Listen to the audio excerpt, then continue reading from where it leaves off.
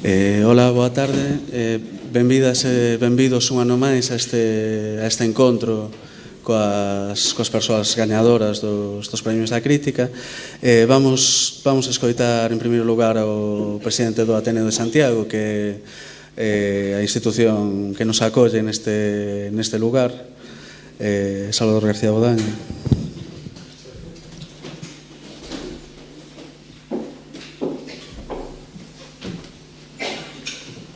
Boa tarde.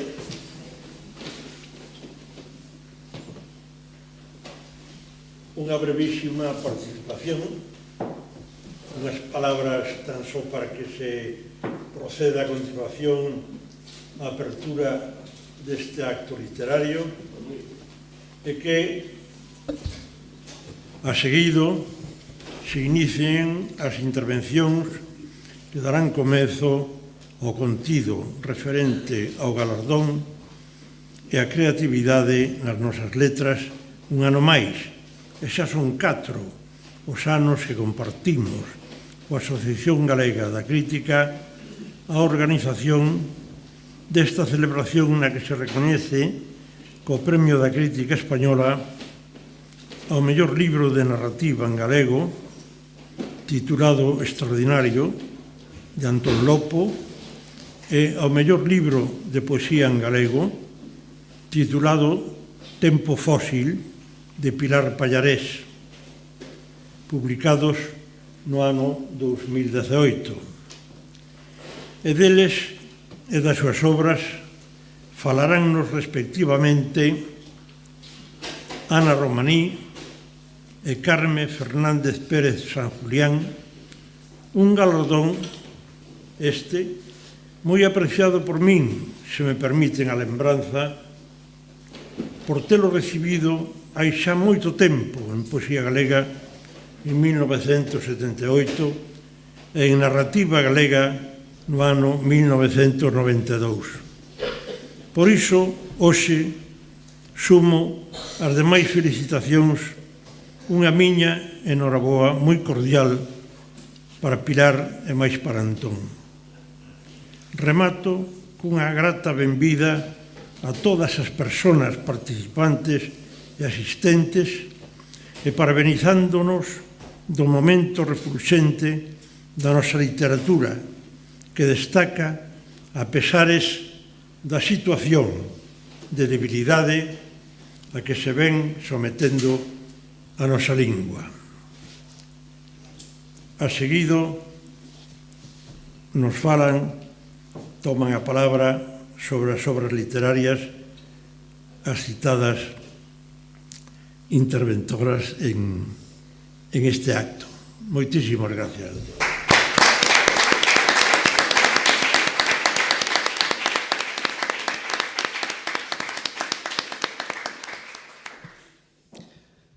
Ben, congratularnos unha vez máis destas casualidades cósmicas que fan que unha persoa que gañou, ademais nas dúas categorías, este premio, pois abra un acto como este, que é unha cousa que nos honra.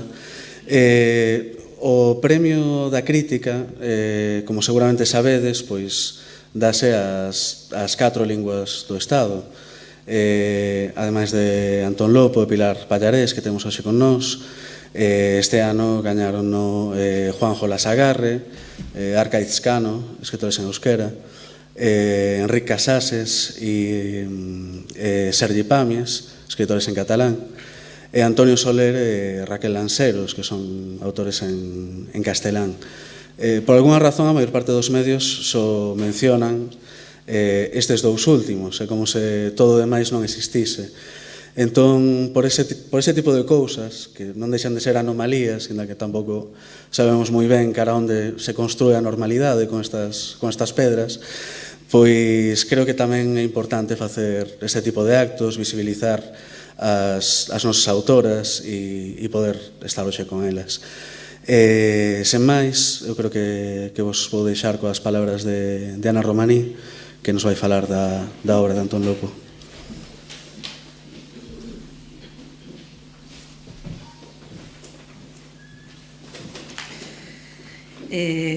Boa tarde. Eu titulei esta intervención Como desaproveitar esta oportunidade única, surf e corpos arredor dos nomes de Antón Lopo.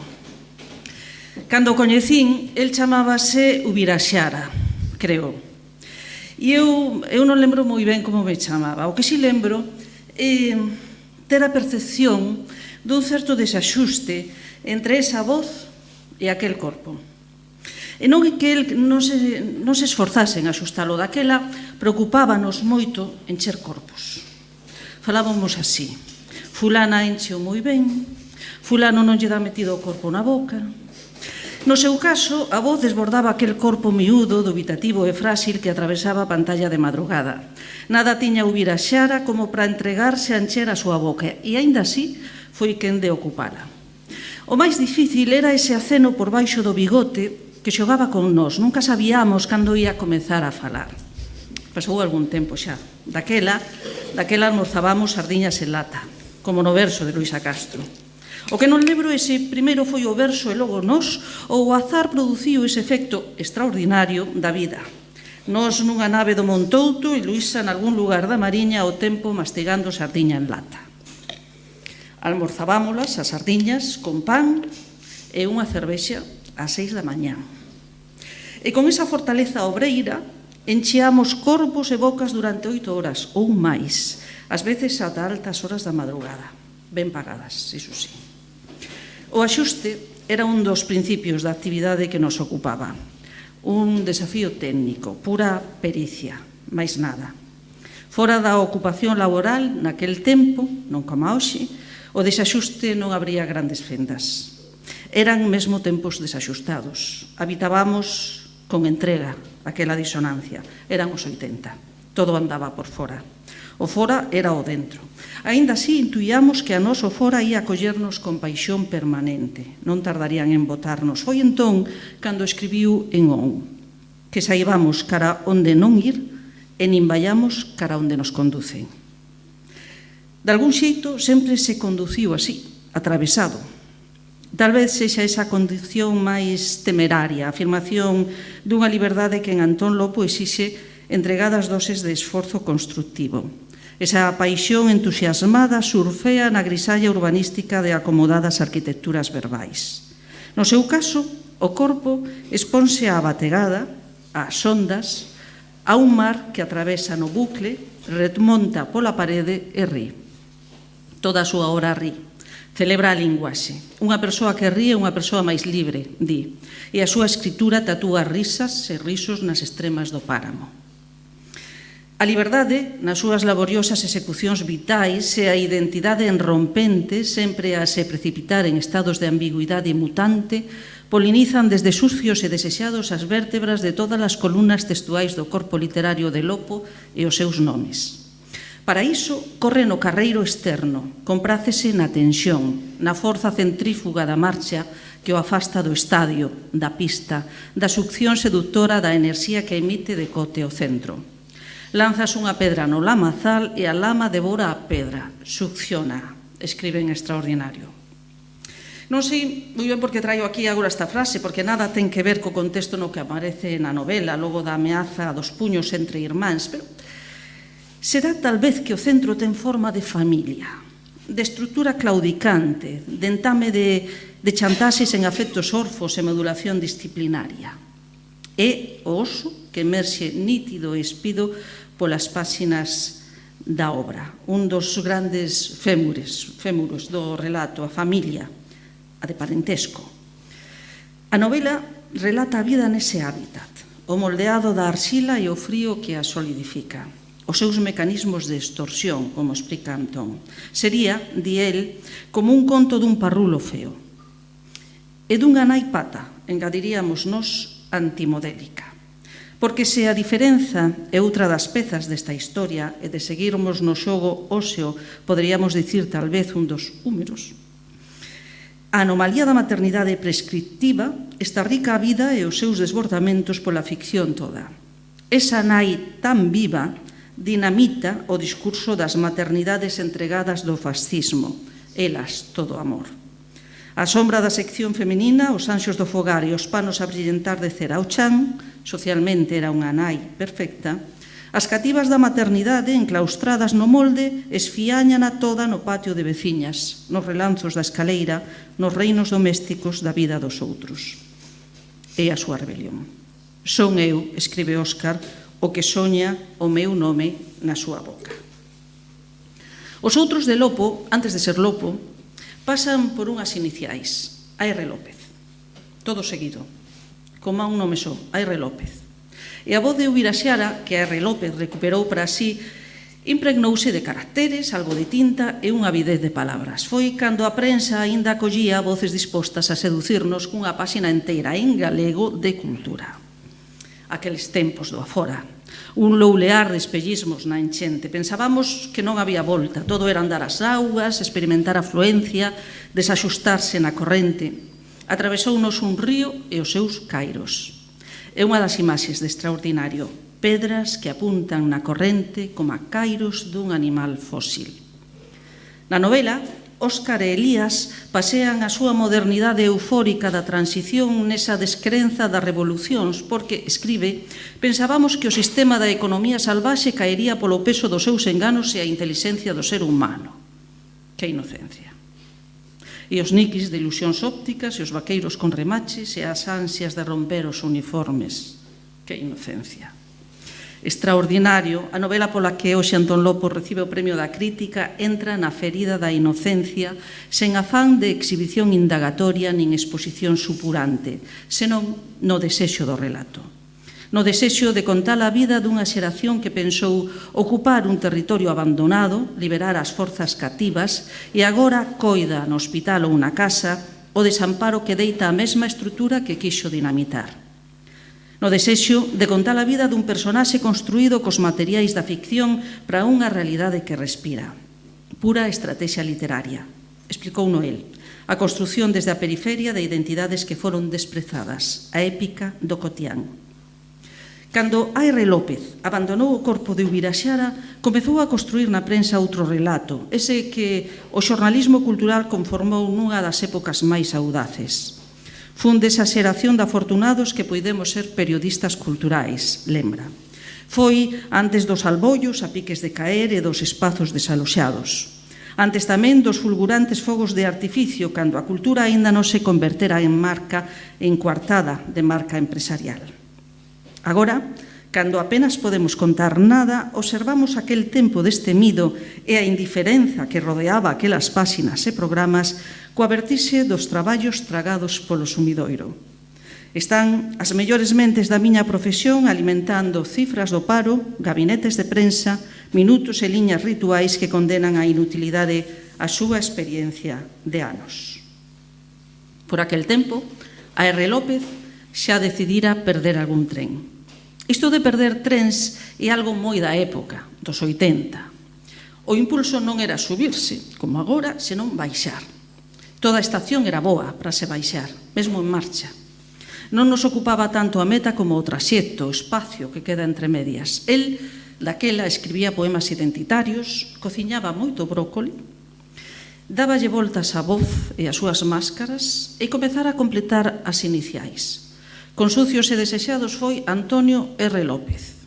Seguiu sendo Emanuel de Masoquistas, ON e as Reliquias. Xo chegou a completar totalmente o nome na edición primeira do Libro dos Amados. Os 30 exemplares de 1996 son de Antonio Rodríguez López. Unha carpeta de cartón aperta poemas en transparencias de papel cebola. Ningún lugar seguro para os amantes, agás a respiración. Lemos. Na periferia flotante, a respiración acelérase. É unha posición de recámara para unha necesidade. A voz que narra descríbea en Extraordinario, a periferia flotante, como ese sitio no que se deixa a quen non ofrece confianza, pero que é necesario ter a man. Ten moito de ilusión óptica, a periferia flotante. Non dá para épica ningunha, nin para relatos heroicos, dá para un estado de latencia imposta. Como ese xogador que quece unha e outra vez correndo na banda á espera dun campo, á espera de entrar no xogo. De algún xeito, a historia de Óscar é a da súa liberación da banda. E o proxecto literario de Antón Lopo construe os relatos que respiran nesa liberadora desviación. A escrita, explica nunha entrevista, é combate e relectura da realidade, rebelión contra o medo e a represión. Lembras, Suárez Picallo, os falanxistas baixar pola Gran Vía como barcos recén pintados de azul? E de pronomes. En pronomes é xa Antón Lopo. Ti non estíes sábelo. Lemos.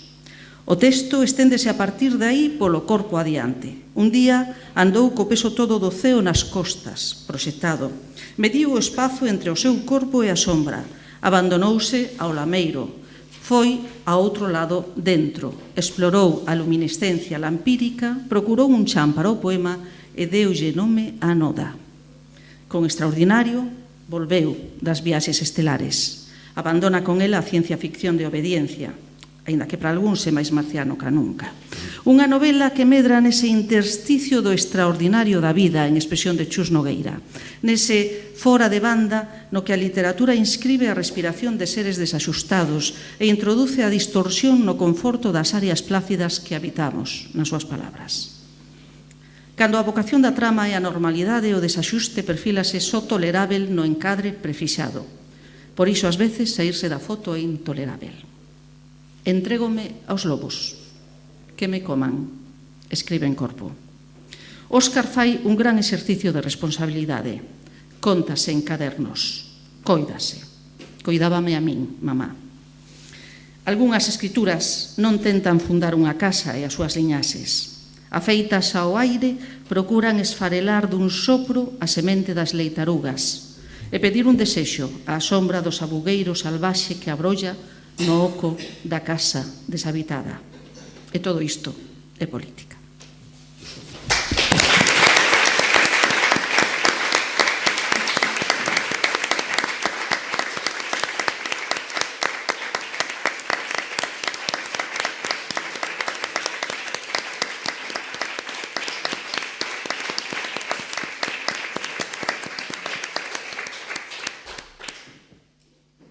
Pois, Antón, tócache falar. Non sabías que tiñas que falar. Sí, pero... Podes falar dende aí ou podes ir ao estrado? Como... Falo desde aquí. Gracias por suposto, Ana, pero vou na deixar pro final. Gracias á Asociación Galega da Crítica por terse fixado en Extraordinario para engadir a esa nómina de obras magníficas que construen tamén a historia do país. Que ben que exista a Asociación Galega da Crítica porque en este país tan difícil de visibilizar o que é o traballo, tan difícil de que teña presenza física, pero tamén de crear traxectoria, eles fan e elas un esforzo moi grande para que visibilizar o traballo das autoras e dos autores, apontoar a súa trascendencia como elementos centrais na difusión e na valoración da obra literaria, na potenciación das editoras e na creación de tecido social, que non é pouco. Para min, de todos os premios que hai actualmente en Galicia, claro está o Repsol, que levou o Extraordinario, é maravilloso en moitos aspectos, no económico tamén, pero especialmente porque toca publicalo en Galaxia, no que traballa o meu máis admirado editor de Galicia, que é Carlos Lema, pero fora deses premios, eu creo que o Premio da Crítica lle dá unha especial emoción a min particularmente, porque non é un premio outorgado por un xurado, senón por un colectivo, por persoas que votan libremente a obra que máis lle gustou no ano, o cal lle confire unha dimensión que normalmente os outros galardos non teñen. Gracias a vos por estardes aquí, E esta novela que comecei a escribir no 2015, e o 5 de marzo do 2015, aí soamente 4 anos, cando normalmente eu son un escritor que tarda 10 anos en escribir unha novela. Nesa vertixe que para min supuxo escribir Extraordinario, vou empezar pola ringleira. Teñolle que dar gracias a miña nai, a Concha do Molete, porque me dá o léxico que construí Extraordinario, o meu pai o Rapelo, porque aprendín que era posible percorrer o mundo sin saber falar castelán, a Ana Colombias, que me recomendou ir a Rishikesh a meditar e na que escribín a metade da novela, a Neneta Herrero, que me dixo que podía escribir na Escola María Soliño da India, onde escribín a outra metade da novela, no 2015, a María Salvado e Juan Villar, que me convenceron e fedellaron ata o último día para que mandase a novela, que eu non estaba, despois de varias versións, nada convencido dela, o Premio Repsol, e que foron os primeiros lectores admirados, e que se hoxe Extraordinario é así, e gracias a iles, a súa insistencia, hasta o último día en que lles dixen, bueno, pois veña, ale vai. Quixera agradecer, xa o mentei antes, a Carlos Lema o seu traballo editorial, con el saquei prácticamente toda a miña narrativa. Quixera darlle as gracias a Pilar Pallarés por ofrecernos a Chanda Pólvora, ese maravilloso libro que é Tempo Fósil, que nos permite compartir nestes momentos esta mesa, e eu quixera darlle moi especialmente as gracias a Manolo Martínez, que foi o que elixiu a foto da portada de Extraordinario, e co que comparto para min o que é un dos proxectos máis maravillosos que me permitiu a vida facer, que é Chanda Pólvora Editora, na que está publicado o libro de Pilar, e que conforma un círculo moi especial. E deixo para o final a Ana Romaní, porque se hai algo extraordinario nas diversas acepcións da palabra, que vai desde o maravilloso ao monstruoso, pero que en calquera, como monstruoso, como se encarga de resaltar Lema, pero que en calquera caso é a anomalía da palabra extraordinario.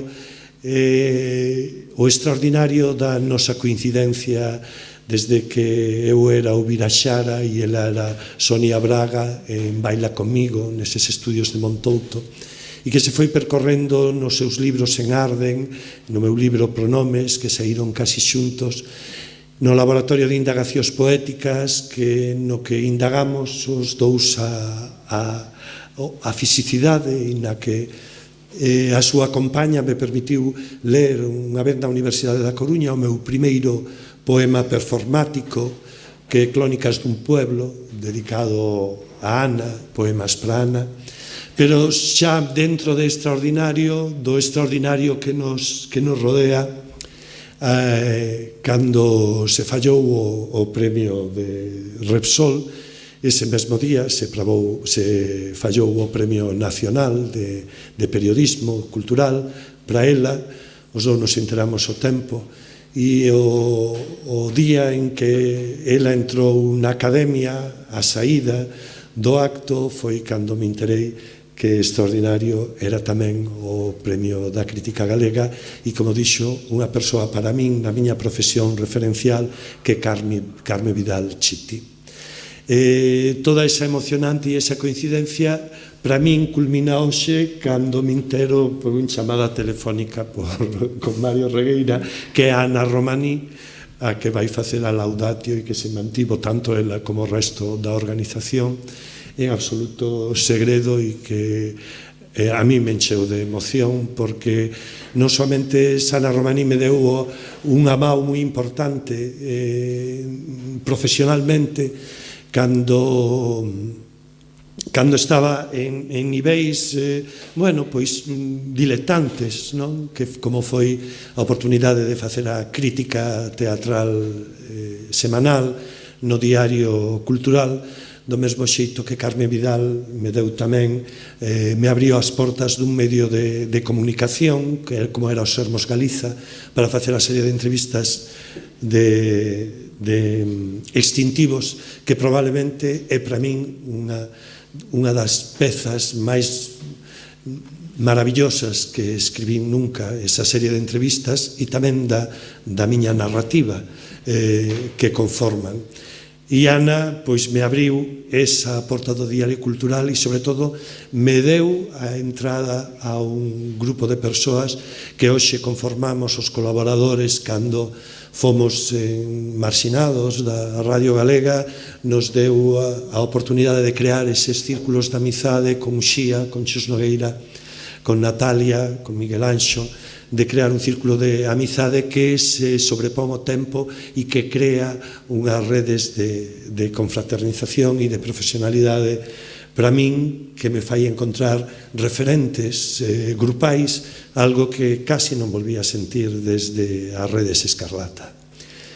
Estes días atrás, cando estaba en Monforte, no 6º piso, no piso no que vive a miña mai, prácticamente son traballos a full time que en parte se reflecten en extraordinario.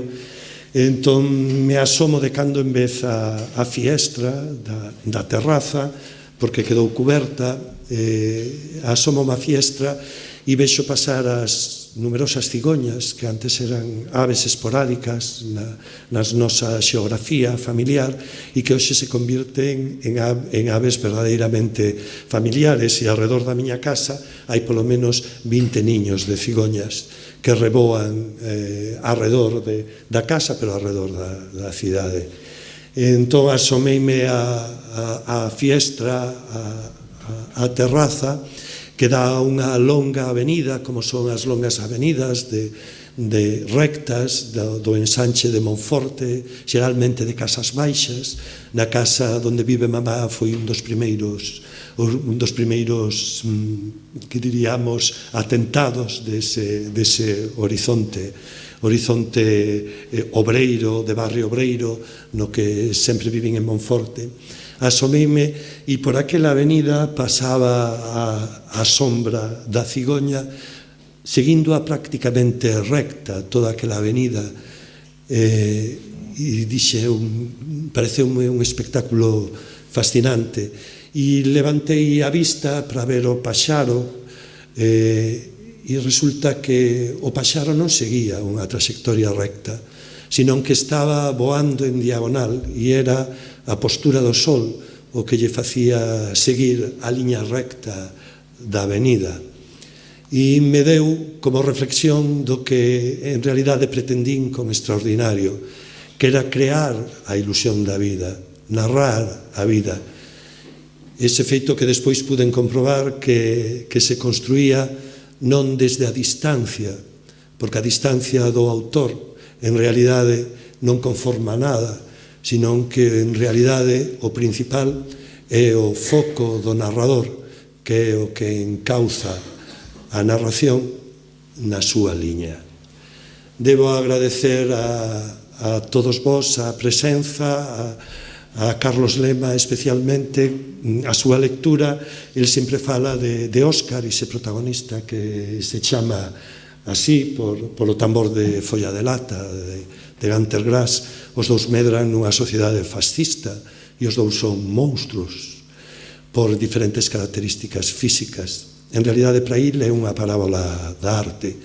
Eu engadería a esta referencias, en realidade agora é tamén para il. Hai unha novela que lín na miña adolescencia que me marcou moito e que fala de outro monstro, que é A Terra sen límites de Edwards, e o seu protagonista físicamente é o que sirve de inspiración precisamente a Extraordinario. extraordinario que está resultando para min unha experiencia extraordinaria en todas as súas acepcións, maravillosa, monstruosa, pero que sobre todo me está achegando a todas vós, lectoras e lectores, compartindo un mundo e unha novela que da que eu podo falar xa, porque en realidade xa non é miña, cando se publica deixa de ser túa, senón porque é de cada un de vós, de mulleres e homes, que estades construindo cas vosas voces, cas vosas visións, cas vosas lecturas e ca recreación dunha época e tamén dunha novela que é miña, pero que sobre todo nestes momentos prácticamente é xa todas vosas. Moitas gracias a todos.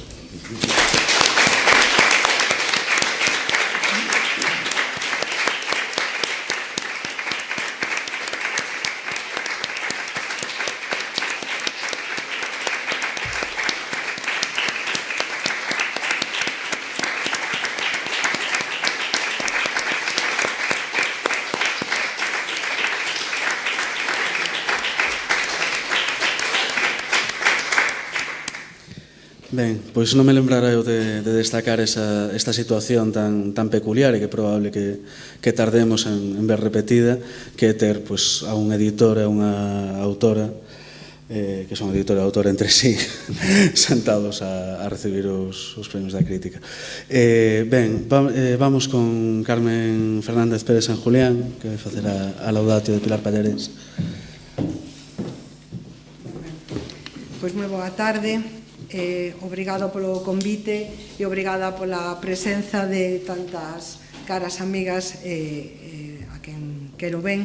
E sobre todo teño que decir que a miña laudatio, que máis ben estaba pensada como unha presentación, case comeza con voz tímida, no? Ante unha mesa de tantos escritores e tan vos tantas persoas admiradas, de maneira que unha profesora de literatura sentese un pouco, en fin, é un nivel menor, no? Que non o da propia creación, que aquí resalta con especial brillantez hoxe, no? E a verdade teño que non quero ler e quería falar, espero que non me saia unha intervención desordenada. Claro, vimos aquí para falar de Tempo Fósil, un libro magnífico e extraordinario dunha poeta magnífica e extraordinaria que ten unha voz absolutamente singular, como xa casi é singular son todas as voces, mas unha voz con moitísima personalidade que todas as persoas que estamos aquí coñecemos e admiramos grandemente. Mas a modo casi de introdución, porque non podo deixar de falar como que eu son, que tal vez me pesa demais a cuestión docente, cando pensei en como falar de Pilar, pensei que, claro, sobre ela a idea que temos é, obviamente, a da autora dunha produción reducida, concentrada, destilada, onde cunha linguaxe moi esencial e moi intensa.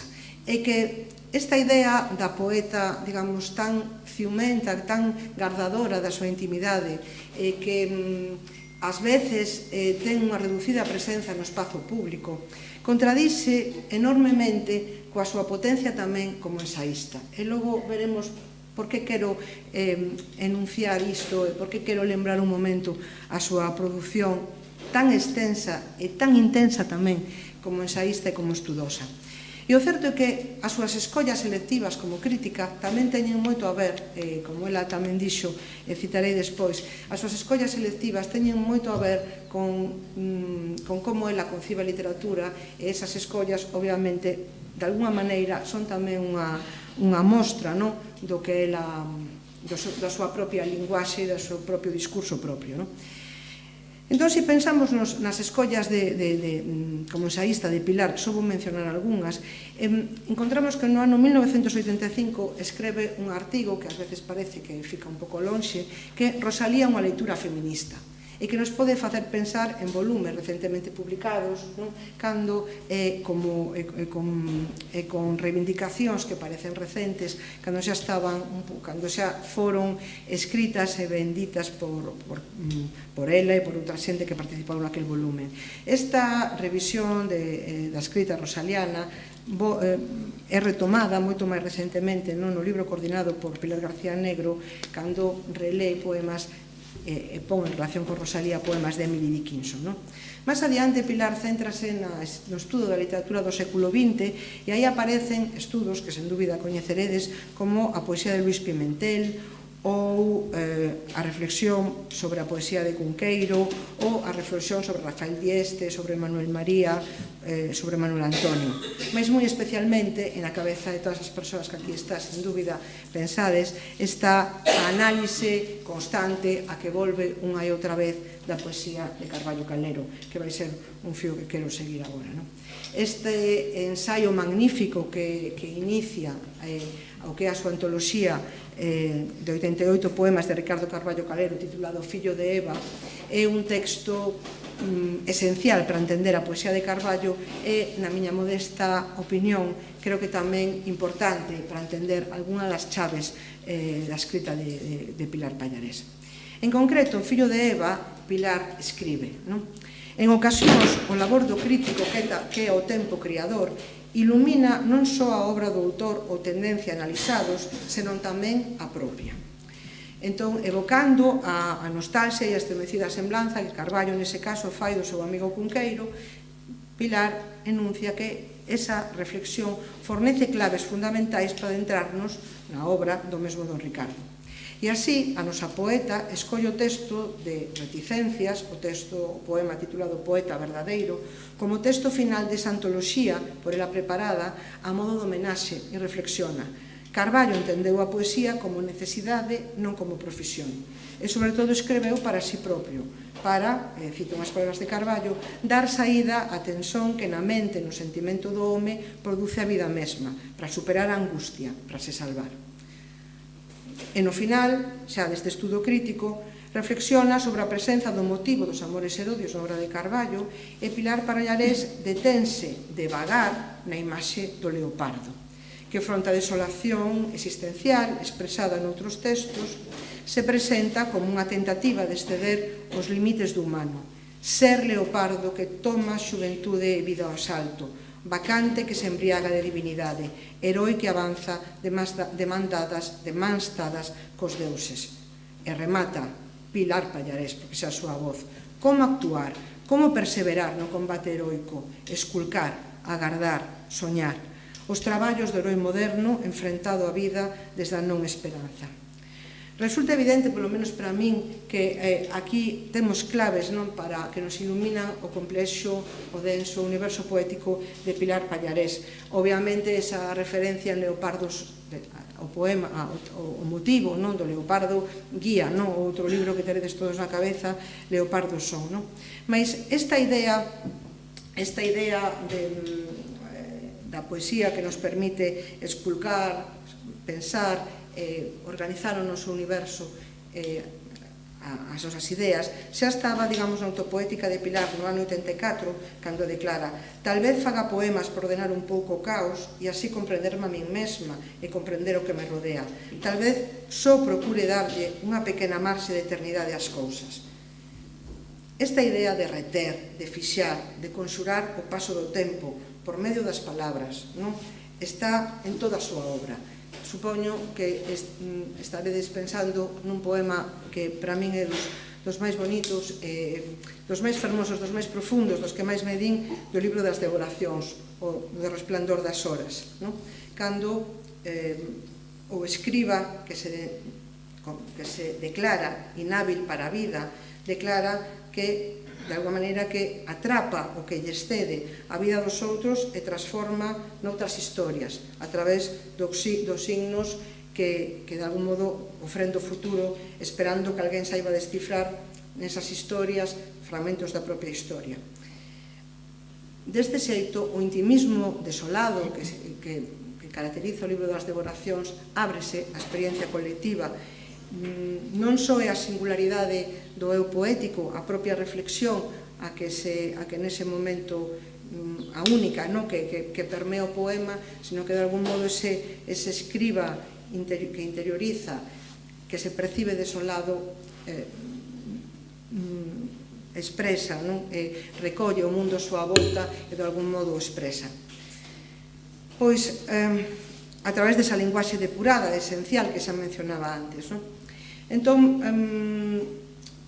creo que algo desta idea do interior desolado que finalmente se reflexa para o colectivo é o que está en tempo fósil, e creo que, polo menos a min, é unha das cuestións que máis me chegan deste libro. Creo que neste libro combínase brillantemente o relato dunha desolación individual e autobiográfica absoluta, obviamente a destrucción da casa natal, mas que se une á revisión da lembranza do pai, con todo o que ten de perda repetida e de dor novamente renovado, a reflexión sobre a relación difícil coa nai, e todo isto, esta reflexión que podería ser tan íntima e tan exclusivamente persoal, posta en diálogo con esa agresión que lemos a pel do país, a reflexión sobre a perda de tantas cousas e que teñen que ver con algo que excede o estritamente persoal. Algo tan material como o derrube da casa asume un valor simbólico de perda do pasado, de desaparición da xinia propia, mas tamén dese espazo rural, dese espazo, dese territorio da memoria que desaparece baixo o peso do progreso. Claro, é a metonimia da desaparición do propio, ese desfuturo que Pilar subliña nun dos poemas deste libro. Soñan con fundar os pais, obraren cando a casa outra forma da vida, nos imos xa cavando até depositarmos na ruína do pasado o desfuturo. En fin, entón, finalmente, o que incidía antes da relación de como o libro, a partir da reflexión do máis individual, trasládase a reflexión sobre o colectivo, sobre todos nós, abandona o que podería ser o eu só para trasladar e transportarnos a traducción da experiencia colectiva. Entón, eu creo que é un dos libros máis interesantes dos últimos tempos, e sobre todo que esta é quen de trasladarnos desde a súa propia lectura da revisión do seu propio pasado, das súas propias circunstancias, da súa experiencia íntima e persoal, para facernos viaxar con ela por esa reflexión sobre como os nosos propios sinais de identidade e a nosa paisaxe colectiva deixa paso por mor do progreso, por mor das circunstancias dunha digamos, globalización que nos está a deixar lonxe a pasar por riba dos nosos referentes culturais.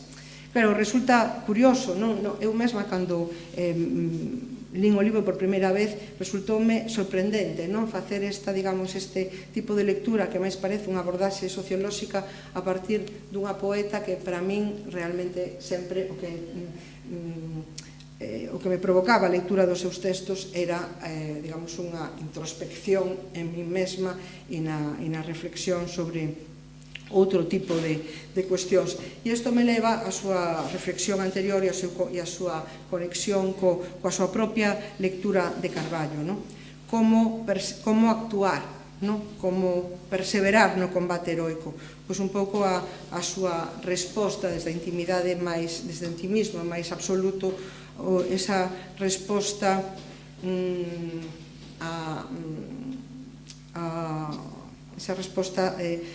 dunha persoa que non cree esta outra achega, esta achega a revisión esta aproximación a unha lectura que con todo nos aporta unha lectura non esperanzada, mas con todo como, digamos, unha resposta, unha axuda a procurar as respostas. En fin, deixo a palabra a Pilar porque seguro que ela acabará de falarnos mellor deste libro. En fin, quero decir do da visión do íntimo ao colectivo. Isto para min é o que é máis evidente neste libro de Pilar en relación con outros libros anteriores e que, dende logo, será dos libros que perduren, como todo o seu discurso no combate das horas e no futuro da nosa literatura.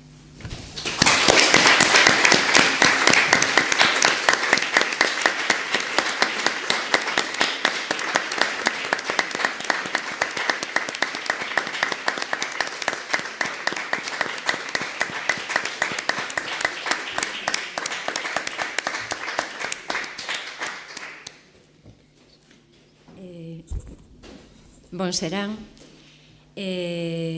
Grazas á Asociación Galega de Críticos por este recoñecimento, grazas ao Ateneu por facer de tan bon anfitrión para cedernos este lugar, grazas a todos vos pola vosa presenza, grazas á posibilidade de reencontrarme con persoas que en algún caso coñezo de hai moitísimo tempo.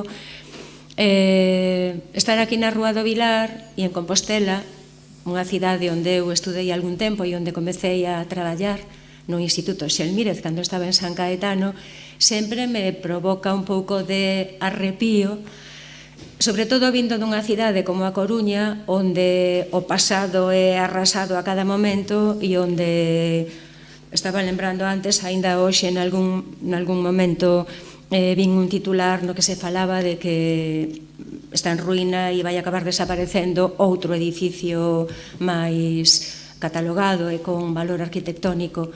Santiago, para min que teño tanta obsesión co tempo, en grande medida o tempo detido e retido.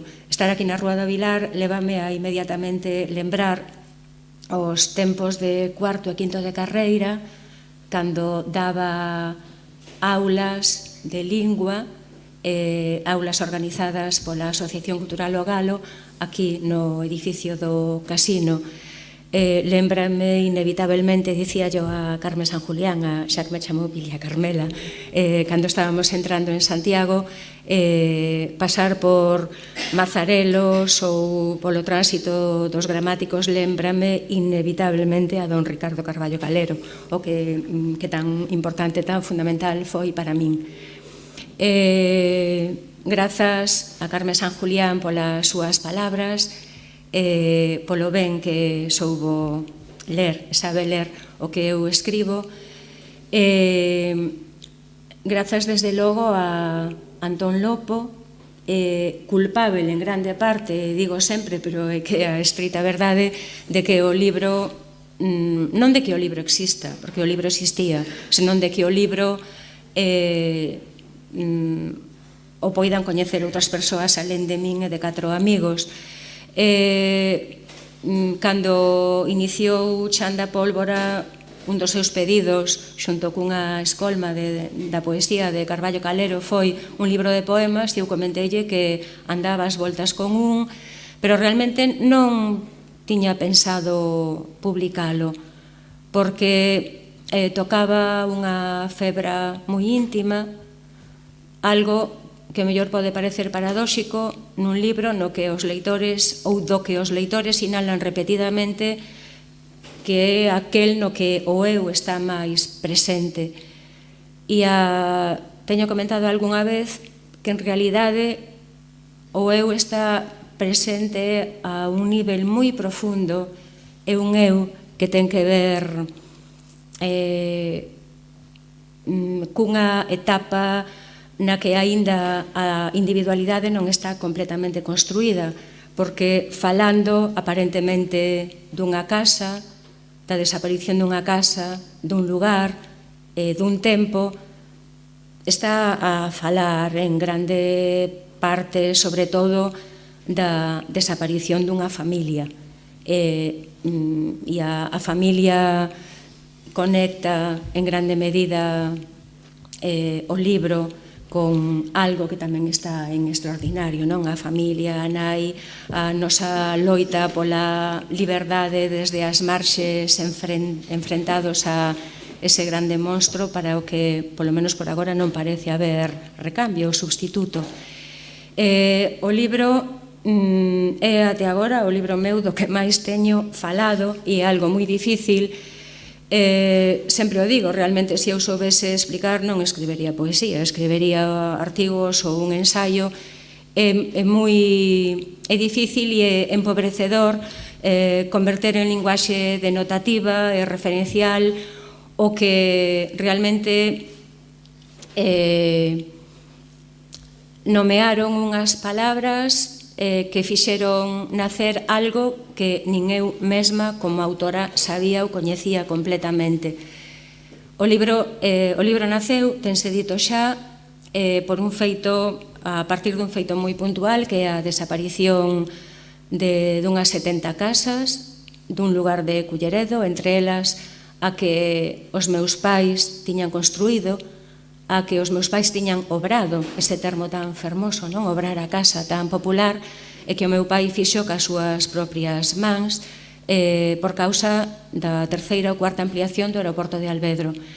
Iso aconteceu en decembro do ano 2011. Eu naquel momento acababa de publicar e de presentar o libro anterior e escrevín 3 poemas para min exclusivamente, os 2 que inician o libro e outro poema que aparece descolocado. O primeiro era sobre todo a tentativa de fixar, enumerando, de tentar salvar da desaparición máis que a casa, ou que os habitantes da casa, ou que o lugar, seres vivos. Na miña poesía hai sempre moitos seres vivos animais, pero neste caso no primeiro poema son seres vivos que son un dafne, un pexegueiro, unha roseira brava.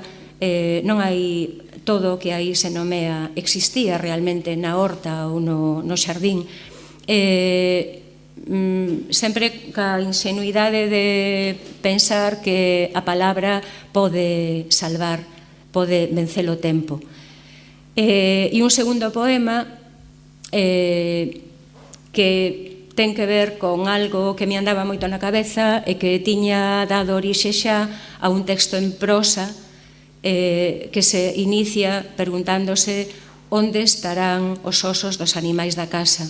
Como en tantas hortas e eiras do país, a horta, a eira, estaban convertidas nun pequeno camposanto onde xacían os osos de múltiples animais domésticos, desde un ourizo cacho a meias domesticado, que se chamaba Tristán, até galiñas, os cans da casa e múltiples gatos. Eses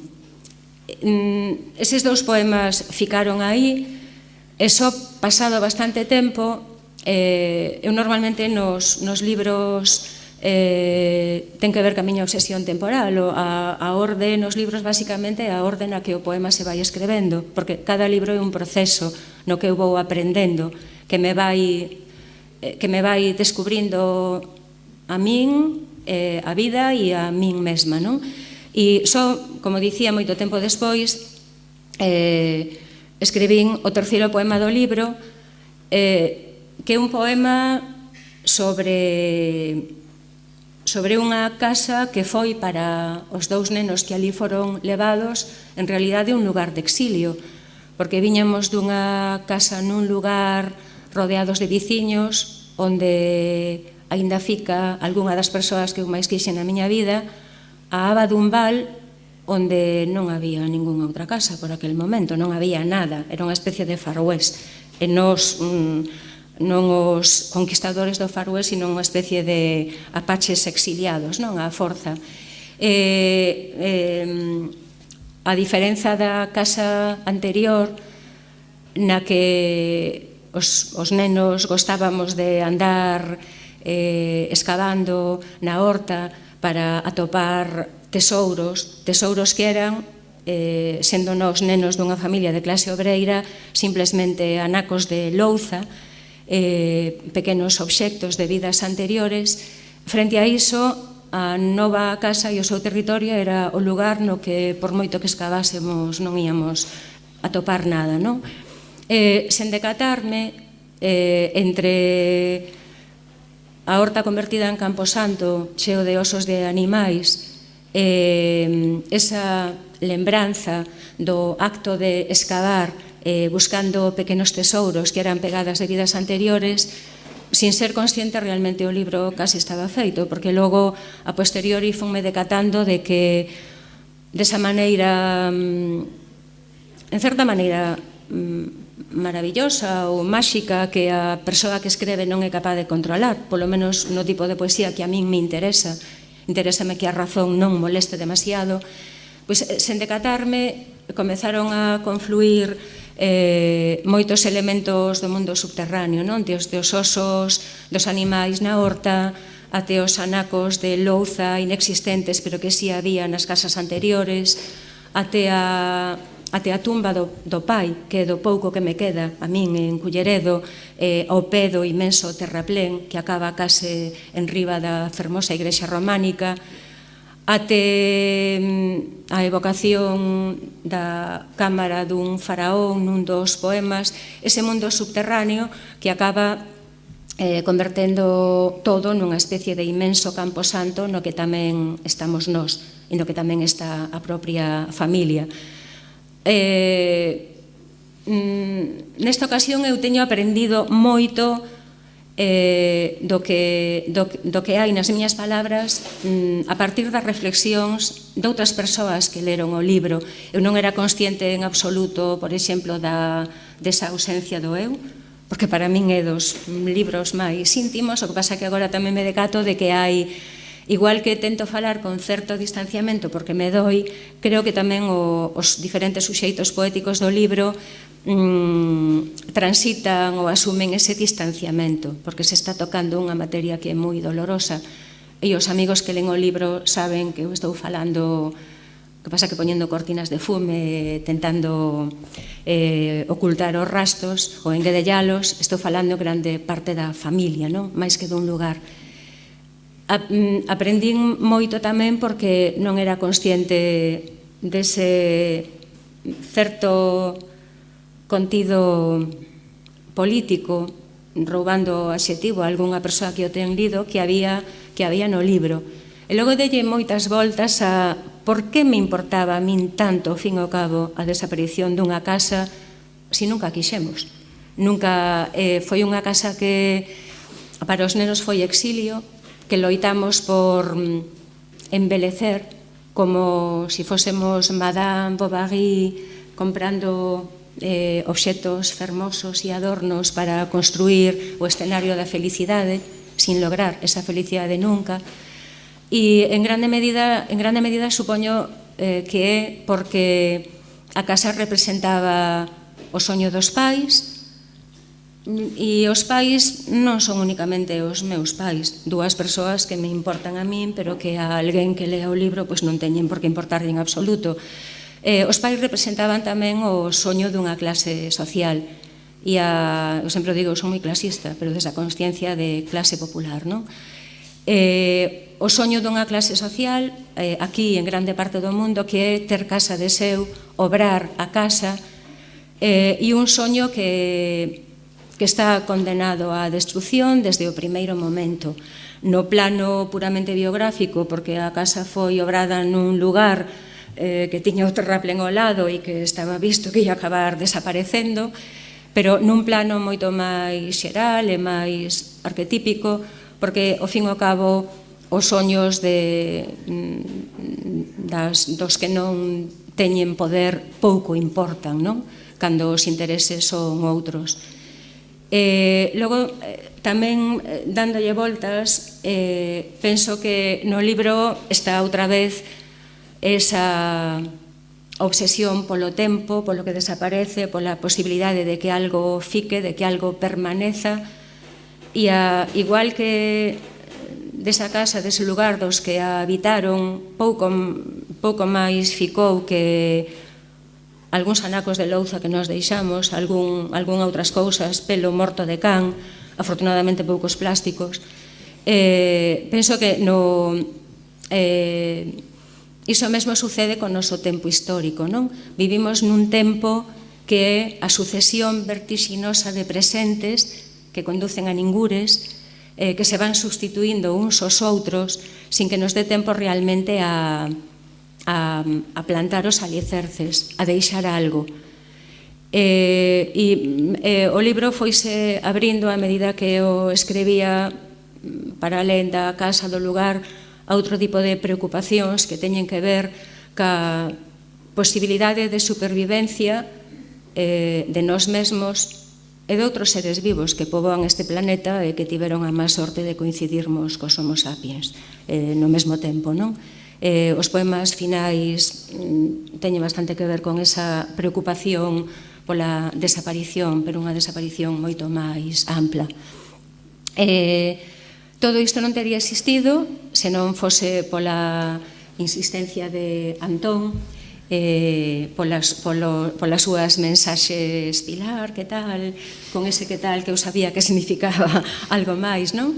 Que preguntaba pola evolución do libro, polo traballo tan fermoso de Manuel Martínez, que aparte da fermosura externa, física, tan ben soubo ler o libro, porque debaixo desa sobrecapa con ese azul fermosísimo está o esquelete que sostén ese azul e o esquelete, os osos que sosteñen un ceu que aparece unha e outra vez no poemario, porque das diferentes versións da Apocalipse que ten criado o ser humano, a min sempre me tocou moi especialmente aquela que presenta ese apocalipse como o derrubamento do ceu, non?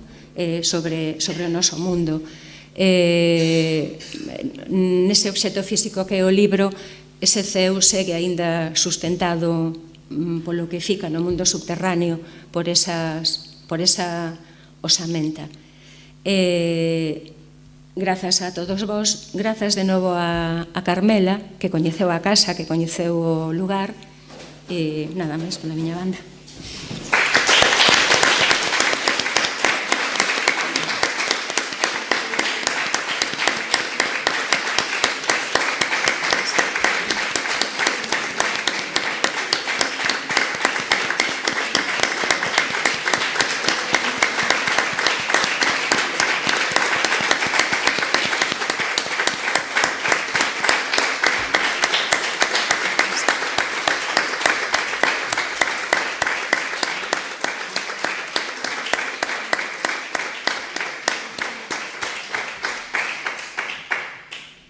Ben, pois, como seguramente sabedes, estes premios son Ad Honorem, que é unha das expresións máis tramposas que existen. Entón, non entregaremos uns premios como tales, pero sí que desde a Asociación Galega da Crítica pois queremos ter un pequeno detalle coas gañadoras deste ano. E nada, aquí a nosa vicepresidenta, un aplauso para ela.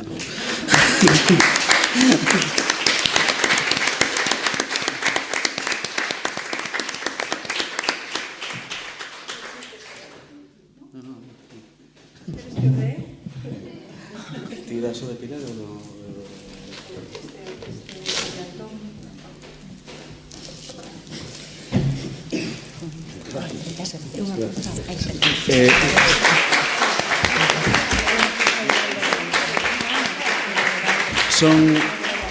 Son unhas pezas de Baldo Ramos, que colaborou con nós, a verdade que moi xenerosamente tamén, e, bueno, creo que son pezas únicas que polo menos para ter na casa acordarvos deste día que vos dimos un premio.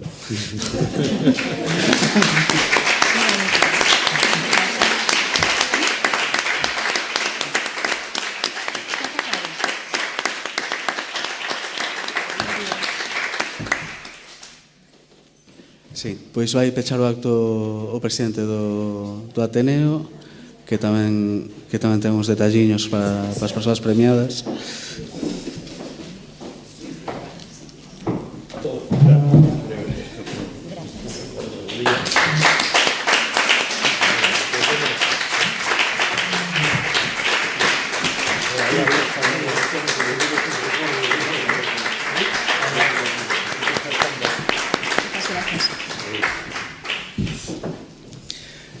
E con isto creo que podemos dar por pechado o acto. Moitas grazas a toda a xente por virdes e nada máis.